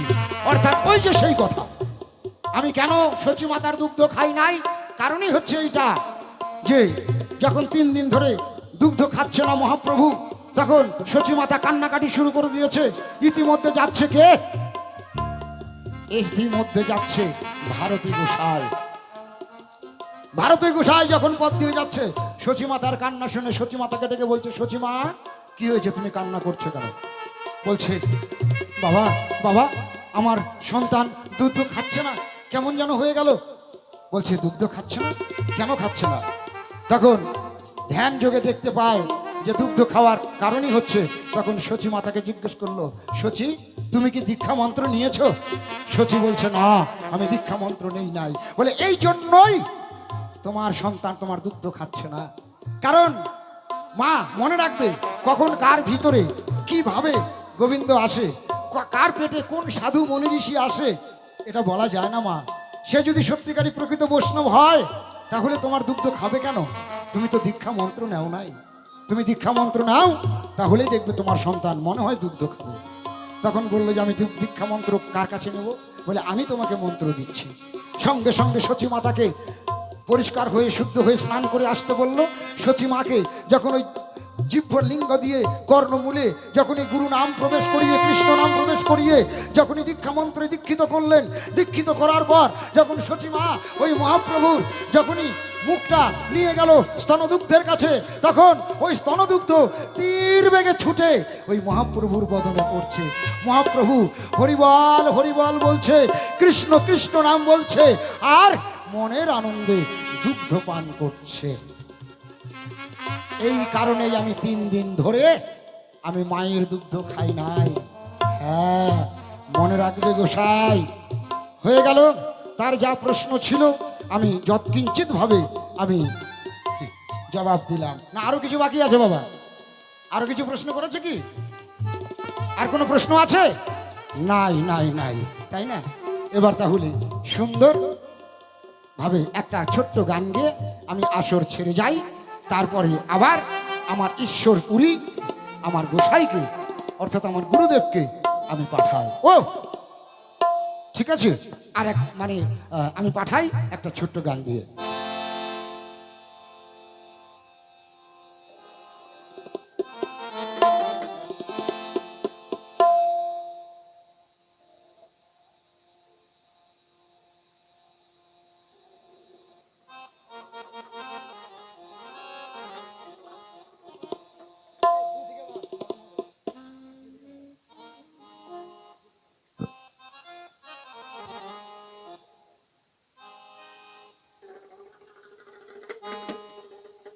বাবা,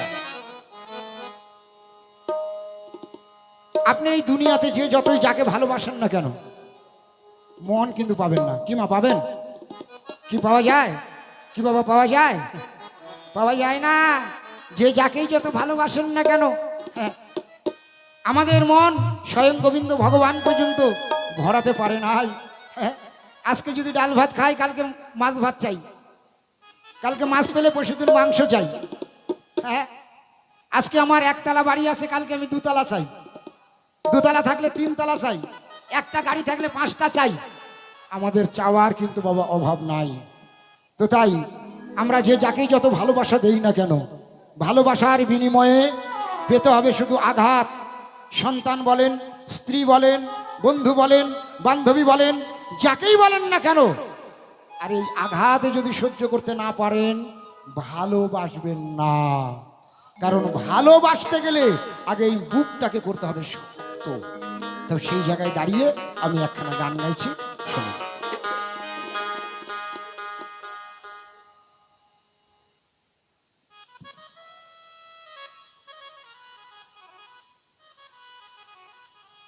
হ্যাঁ বাবা, ভক্ত আমি পেয়েছি। সুন্দর একটা কথা বলে গেছে। হ্যাঁ বাবা, মনে আছে, মনে আছে, ভুলি নাই, আমার মনে আছে।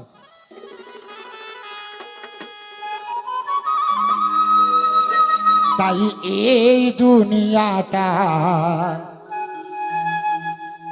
বেঈমানে ভরা,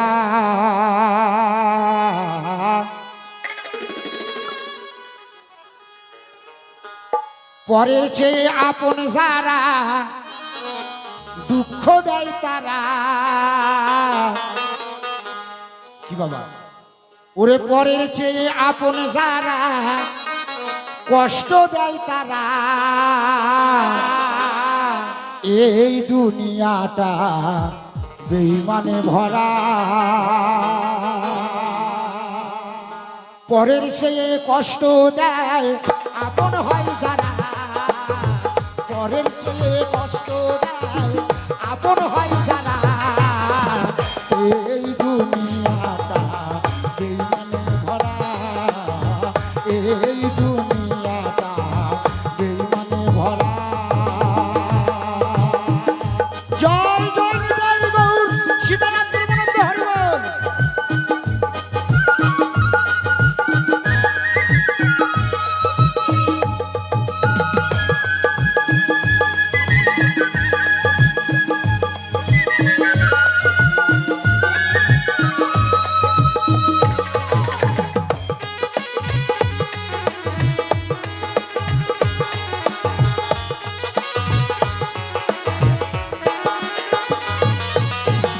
বন্ধু বান্ধব যারা পাশে থাকে তারা, টাকা থাকলে চিনে তারা, নইলে চিনে না।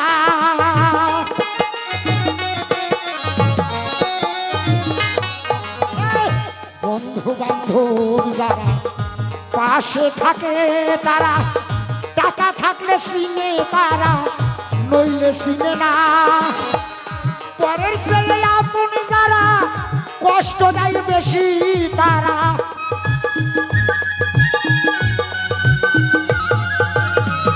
পরের ছেলে আপন যারা, কষ্ট দেয় বেশি তারা।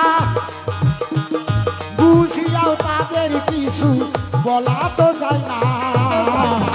এই দুনিয়াটা বেঈমানে ভরা, এই দুনিয়াটা বেঈমানে ভরা।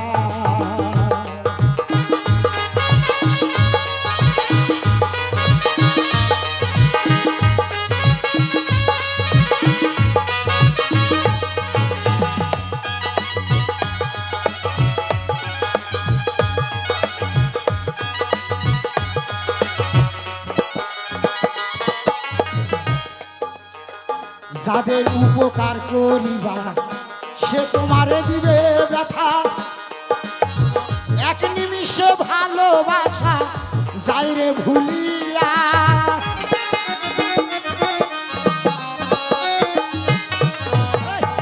যাদের উপকার করিবা, কি বাবা, যারই উপকার করবেন সেই কিন্তু আপনাকে ব্যথা দিবে। ভালোবাসা এক মুহূর্তের মধ্যে ভুলে যাবে। আমি যাকে এত ভালোবেসেছি, যার জন্য আমি জীবনকে বাজি লাগিয়েছি, আর সামান্য স্বার্থের জন্য সে আমাকে পর করে দিল। এই ব্যথা কি সহ্য করা যায়? যায় না। সেই জায়গায় দাঁড়িয়ে আমার এই গান। যাদের উপকার করিবা সে তোমারে দিবে ব্যথা, এক মুহূর্তে ভালোবাসা যাইরে ভুলিয়া।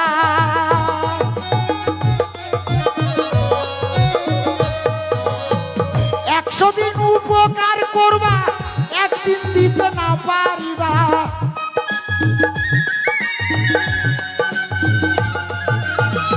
100 দিন উপকার করবা, একদিন দিতে না পারিবা।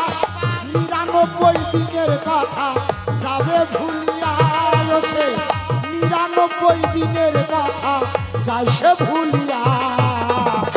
এই দুনিয়াটা বেঈমানে ভরা, এই দুনিয়াটা বেঈমানে ভরা।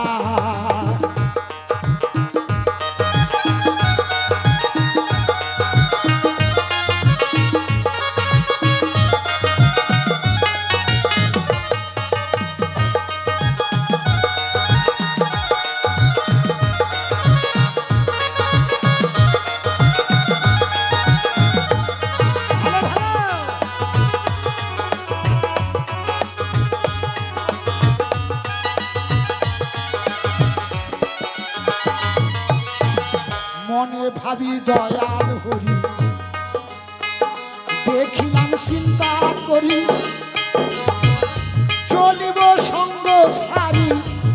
ভেজাল রবে না।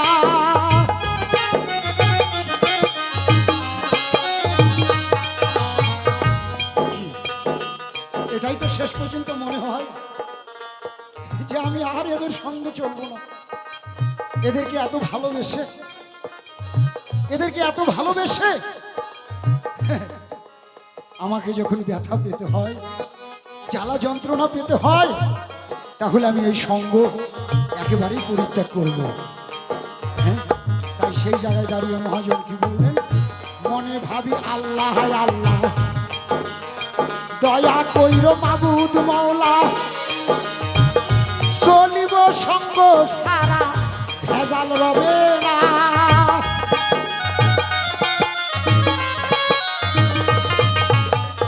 মনে ভাবি আল্লাহ আল্লাহ, দয়া কইর মুর্শিদ বাবা, চলিব সঙ্গ সারা ভেজাল রবে না। আমি নিজেই একটা খারাপ মানুষ, কে বুঝিবে আমার বুঝ।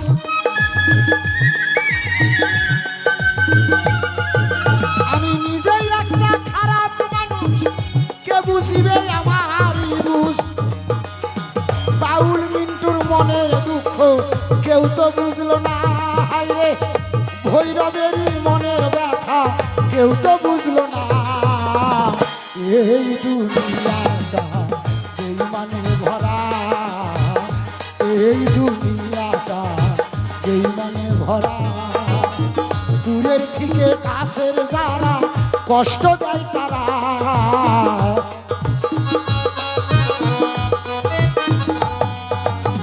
পরের চেয়ে আপন যারা দুঃখ দেয় তারা। এই দুনিয়াটা বেঈমানে ভরা, এই দুনিয়াটা বেঈমানে ভরা, এই দুনিয়াটা বেঈমানে ভরা, এই দুনিয়াটা বেঈমানে ভরা, এই দুনিয়াটা বেঈমানে ভরা, এই দুনিয়াটা বেঈমানে ভরা। শোনো শোনো ওগো দয়াল, শোনো শোনো ওগো দয়াল, আমি তোমার জানাই, তোমার যাহা প্রশ্ন ছিল জবাব দিলাম তাই।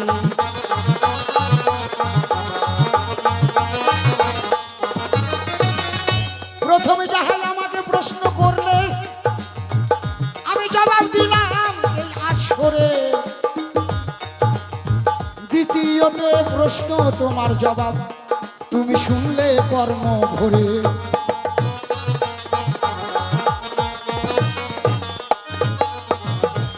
আরো একটা প্রশ্ন তুমি করে গেছো তাই, তুমি যখন আমার সঙ্গে দেখা করতে এসেছিলে এই মায়াপুরে, আমি তোমাকে পরিচয় দেই নাই।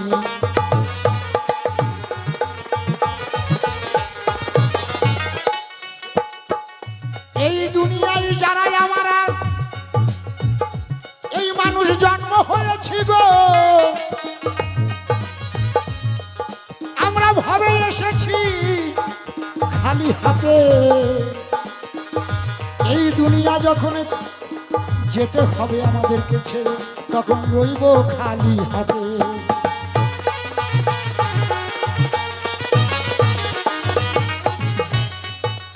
এই ভবের মাঝে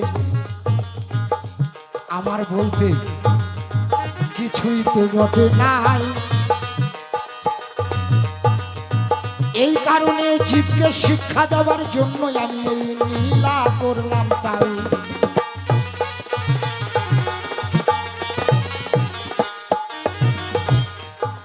এই জীবকে শিক্ষা দেওয়ার জন্য গো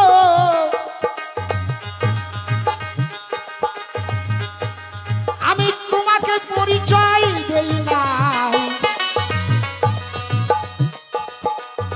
যখন আমি সন্ন্যাস গ্রহণ করলাম, আমাকে যখন শিক্ষা মন্ত্র দিয়েছে ওই ভারতী গোসাই,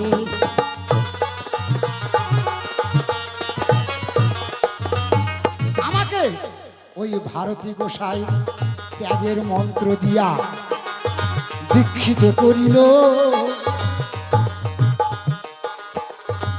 এই আমার এই ধুতি আমার যেটা পরিভাস পড়া ছিল সেইটা পরিত্যাগ হইল।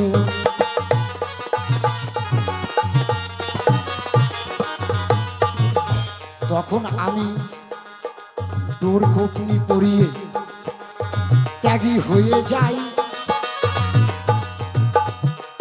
ওই সন্ন্যাস মন্ত্রে দীক্ষিত করলো আমার ভারতী গোসাই।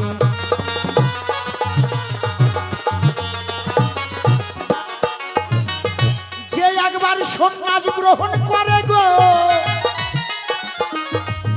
সে আর কোনোদিন কারো পরিচয় দিতে পারে না।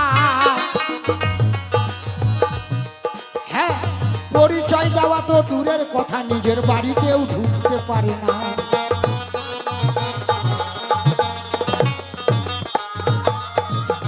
আপনারা দেখবেন এই হবিপুরে যদি কেউ সন্ন্যাস গ্রহণ করে, ওরা কিন্তু আর ঢুকবে না তাহার বাড়ির ভিতরে।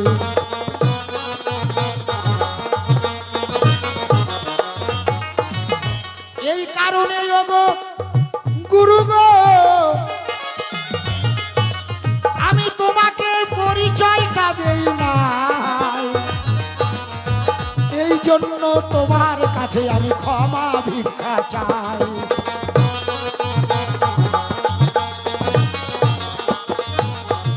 হয়তো গুরুদেব আমাকে বলতে পারে, আমি তো তোমাকে দীক্ষা মন্ত্র দিয়েছিলাম,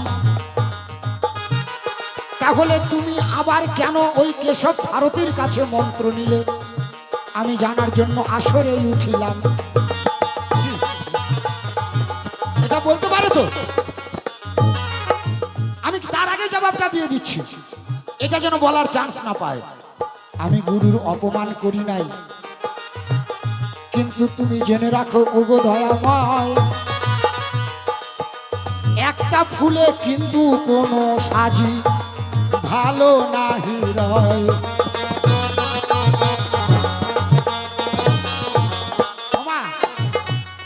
এই যে আপনি তিলক পড়েছেন, আচ্ছা তিলকটা তো খালি দুটা টান দিয়ে রেখে দিলে হয়ে যেত, তা কেন দেননি? তার সঙ্গে কেউ বটপত্র, কেউ তুলসী পত্র, কেউ পদচিহ্ন ইত্যাদি ইত্যাদি কেন দেয়? এই কারণে। এই যে তিলক দেওয়ার পরে এই ফোঁটাগুলো কেন দেয়?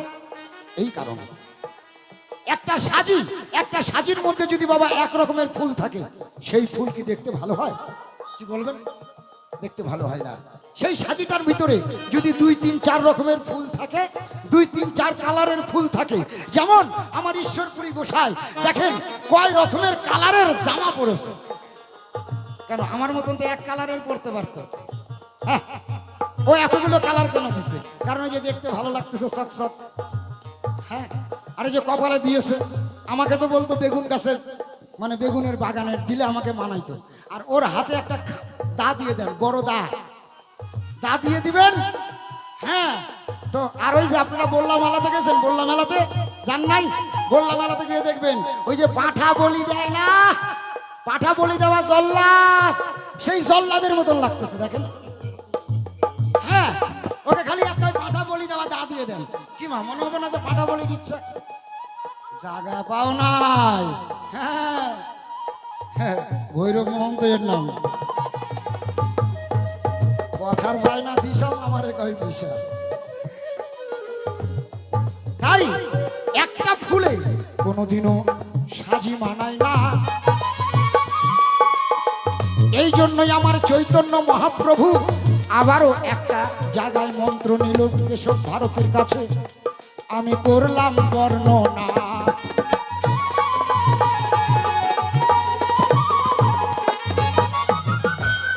আর তো আমার ওর প্রশ্ন কিছুই তো নাই। এইবার আমি আমার এই কেশব, আমার এই ঈশ্বরপুরী গোসাইয়ের কাছে দুটা প্রশ্ন করতে চাই। করব করব কথা বড় সস্তা, ও তো প্রশ্ন করে গেছে 1 বস্তা। আমি ভৈরব মহন্ত এক বস্তা প্রশ্ন করব না, আমি দুইটা প্রশ্ন করব। যে হে গোসাই, তুমি আমাকে বলবে গুরু কাহাকে বলে, গুরুর রূপটা কেমন হয়, কত রকম গুরু আছে আমার বলিবে নিশ্চয়।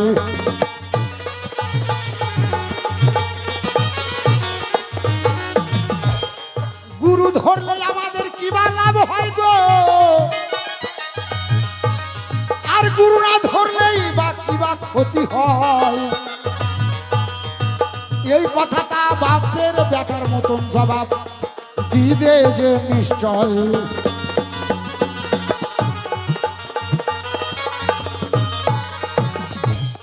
তোমার কপালে একটা লাল টিপ দেখতে পাই, কি কারণে তাই? তুমি কোন মত নিয়ে চলো, বৈষ্ণব মত না তান্ত্রিক মত, আমি জানি বারে চাই। থাক তবে বেশি বলে নাই প্রয়োজন, এখান থেকে ভাব আমি করি সমর্পণ। এখানে আছেন যত মাতৃজাতি, সকলের চরণে আমি জানাইব প্রণতি। কমিটির সভ্যবিন্দু আছেন যারা যারা, অধম ভৈরবের প্রণাম নেবেন কিন্তু তারা। এইখানে থাকেন যদি মিয়া মোল্লা ভাই, তাহাদেরকে আমি কিন্তু সালামও জানাই। সালাম নিয়ে কালাম করে করিবেন দোয়া, তবেই কিন্তু হবে আমার বাউল গান গাওয়া। এই পর্যন্ত করি খান্ত ভাবকান্ত শরীর, শ্রীবদন ভরে সবাই মিলে একবার বলুন হরি হরি হরি বল, হরি বল, হরি বল, হরি বল।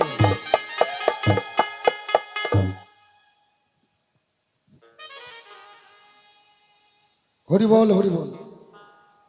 আসর খুব শান্ত।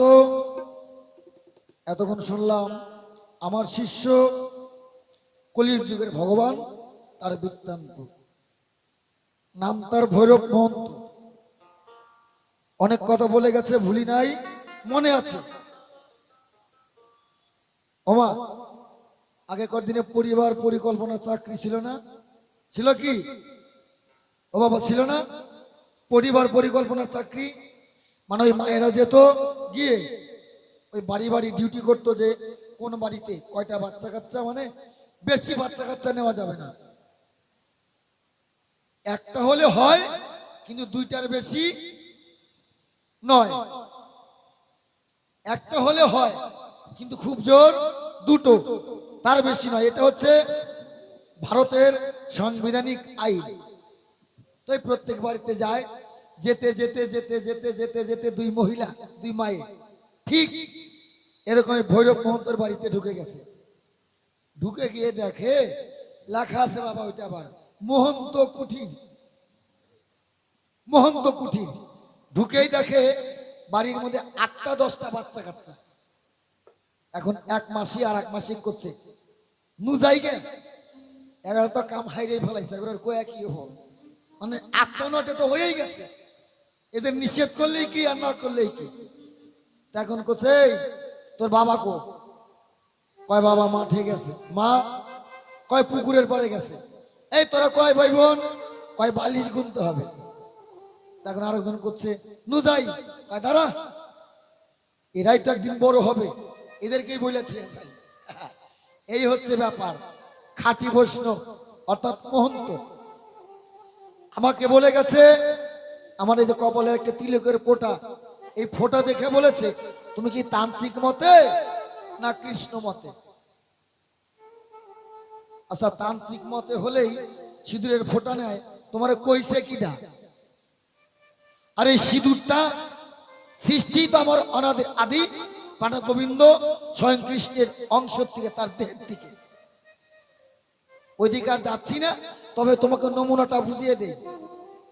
ভগবান সর্প হয়েছিল, বিরজা নদী হয়েছিল, রাধারানী ময়ূর হয়েছিল। ভগবান যখন সাপ হয়েছিল, রাধারানী ময়ূর হয়ে ঠোকর দিয়ে ধরেছিল। ধরার পরে যেখানে ধরেছিল ওখানে আঘাত লেগে কেটে গিয়ে এই রক্তপাত হয়ে পড়েছিল। তাই এটা আমার অনাদির আদি প্রাণ গোবিন্দ স্বয়ং কৃষ্ণরই দেহের অংশ। এটা কৃষ্ণ মন্ত্র আর তান্ত্রিক মন্ত্র বলে কোনো কথা নাই। গেল এইবার বলছে গুরু কয় প্রকার, গুরু ধরলে কি হয়, গুরু না ধরলে কি হয়। একটা কথা আছে না, বুঝা যে না বুঝে তাকে বুঝায় কে, না বুঝা যে মাথা ঝুঁকায় ভাববেন তাকে ভূতে ধরেছে। তুই নিজে বুঝলি না যে গুরু না ধরলে কি হয় আর গুরু ধরলে কি হয়।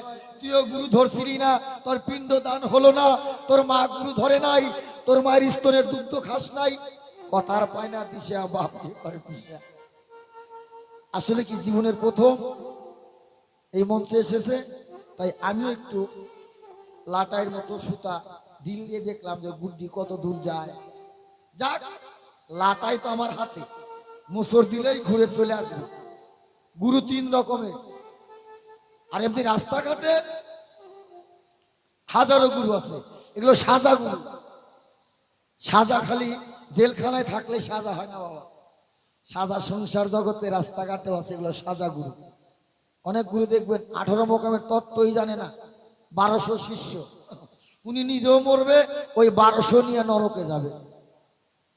অনেক গুরু আছে 18 মোকামের তত্ত্ব জানে না, তারা 500 700 1000 1200 1500 শিষ্য করেছে। কারণ গুরুগুরি একটা বিশাল বড় ব্যবসা, এই যে গাজার ব্যবসার থেকেও বড়।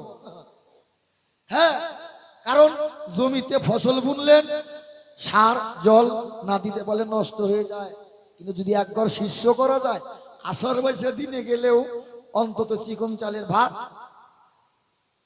পেঁপে, কাঁচা কলা, পুরনো ঘি, সোনামুখী মুগ ডাল পাবে। শিষ্যের বন্ধনের কিস্তি না জুটুক, গুরুর জন্য জুটবে। গুরু তিন প্রকার, তত্ত্বগুরু, বত্তগুরু এবং সুহাহং গুরু।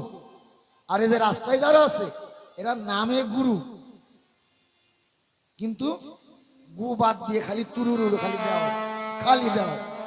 জয় হোক, সময় অল্প, করা যাবে না গল্প, আমাদের পরেই ভালো শিল্পী রয়েছে। তবে আমি নিজেও বহুদিন পর আজকে একটু আনন্দ পেলাম, যার সঙ্গে আমার গান, আমরা এক পাড়াতেই এই পাশে পাশে থাকি, জীবনও দাদার সঙ্গে গান হয়নি, এই 25 বছরের মধ্যে জীবনের প্রথম। তাই গান তো গাইবই, একটি গানের অনুরোধ রয়েছে, নতুন গান অবশ্যই গিয়ে শোনাবো। তার আগে এবছরের প্রথম দিন বাউলে মায়েরা এবং বাবারা যারা আছেন, যদি বলতে বলেন তবেই বলবো, যদি না বলেন তাহলে বলবো না।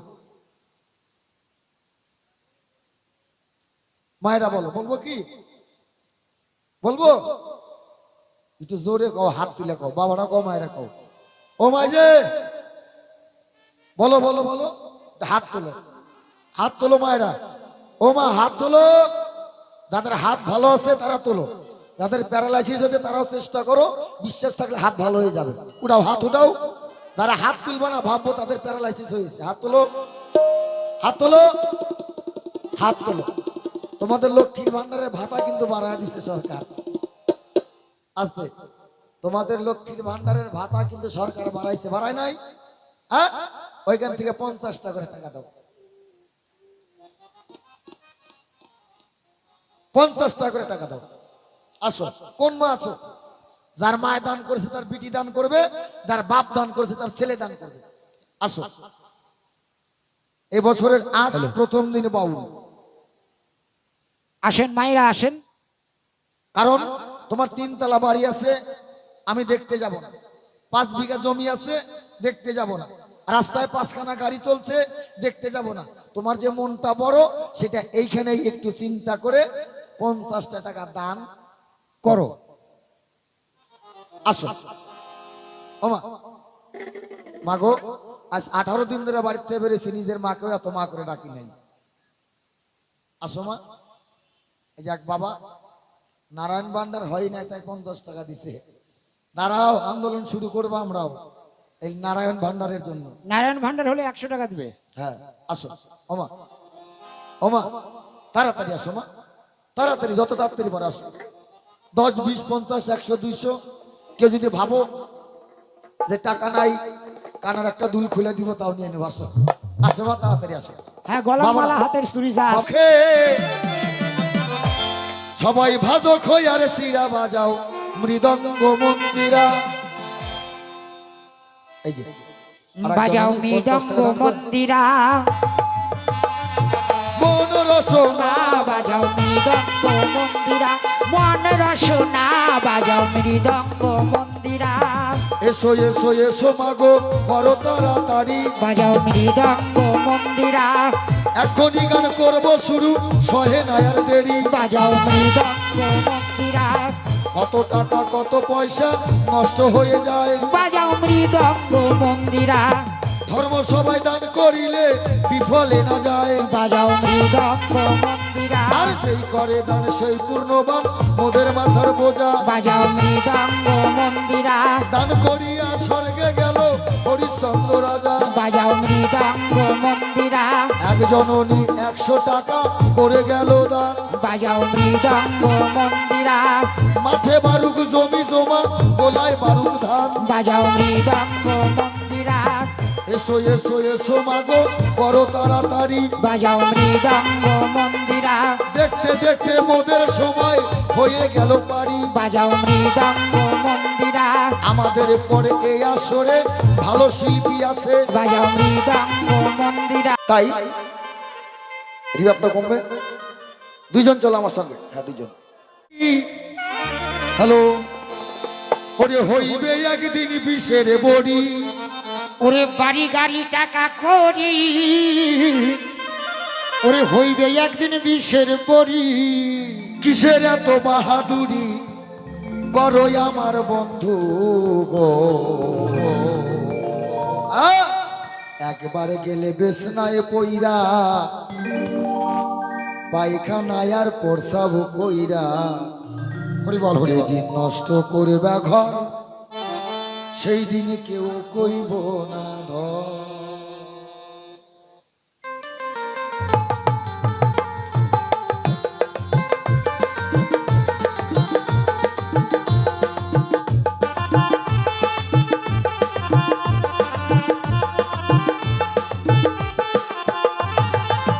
বাড়ি গাড়ি টাকা করি হইবে একদিন বিষের বড়ি, বাড়ি গাড়ি টাকা করি, হইবে একদিন বিষের বড়ি।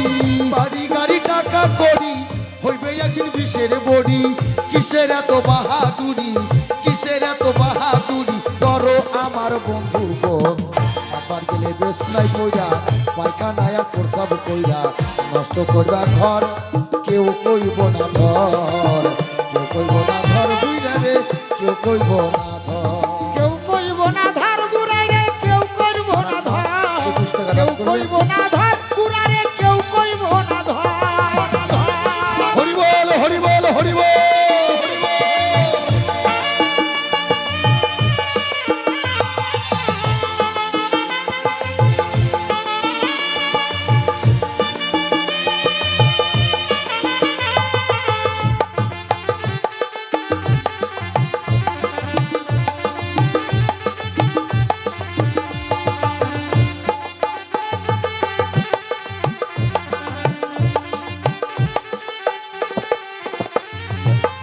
এই যে তুমি আজ তোমার এই সংসারের কর্তা, এই সংসারের জন্য জোগাড় করতাছ অন্ন, খেয়ে নুন ভর্তা। এই যে তুমি আজ তোমার এই সংসারের কর্তা, এই সংসারের জন্য জোগাড় করতাছ অন্ন, খেয়ে নুন ভর্তা। একদিনই তুমি হইলে বুড়া, ডাকলে কেউ দিবে না সারা। একদিনই তুমি হইবে বুড়া, ডাকলে কেউ দিবে না সারা। হাতের একটা লাঠি সারা, হাতের একটা লাঠি সারা, সেই দিন তোমার সবাই পর। কেউ কইব না ধর, কেউ কইব না ধর, কেউ কইব না ধর বুইরা রে, কেউ কইব না ধর। ছোট্ট বাবা 10 টাকা দাম করবো।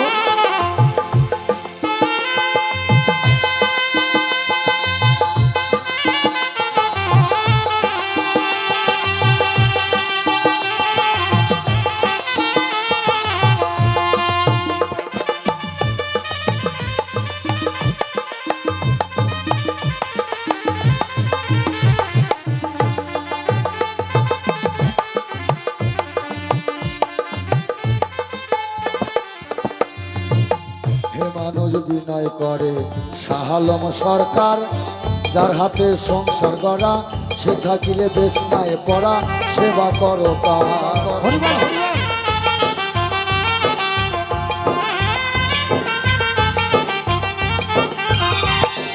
হে মানুষ বিনয় করে শাহালম সরকার, যার হাতে সংসার গড়া, সে থাকিলে বেশ নাই পড়া, সেবা করো তার। তার সেবা না করিলে তুমিও ঘরে পড়িলে, তার সেবা না করিলে তুমিও ঘরে পড়িলে, অসুখে তোমায় ধরিলে, অসুখে তোমায় ধরিলে, হিসাব হবে বরাবর। কেউ কইব না ধর, কেউ কইব না ধর, কেউ কইব না ধর বুইরারে, কেউ কইব না ধর। বাড়ি গাড়ি টাকা করি হইবে একদিন বিষের বড়ি, বাড়ি গাড়ি টাকা করি হইবে একদিন বিষের গড়ি। বাড়ি গাড়ি টাকা করি হইবে একদিন বিষের বড়ি। কিসের এত বাহাদুরি, কিসের এত বাহাদুরি করো আমার বন্ধুগণ। একবার গেলে বেশ নাই কইরা, পায়খানায় আর প্রসাব কইরা, নষ্ট করবা ঘর, কেউ কইব না ধর, কেউ কইব না ধর বুইরারে, কেউ কইব না ধর, কেউ কইব না ধর বুইরারে, কেউ কইব না ধর, কেউ কইব না ধর বুইরারে, কেউ কইব না ধর, কেউ কইব না ধর বুইরারে, কেউ কইব না ধর। হরি বল হরি বল হরি বল। জয় গুরু জয় গুরু। মঞ্চে চলে আসছেন অনেকক্ষণ আগেই, তবু তাদেরকে বসে রেখে গানটি গাইলাম। আমার শ্রদ্ধেয় পূজনীয় দাদা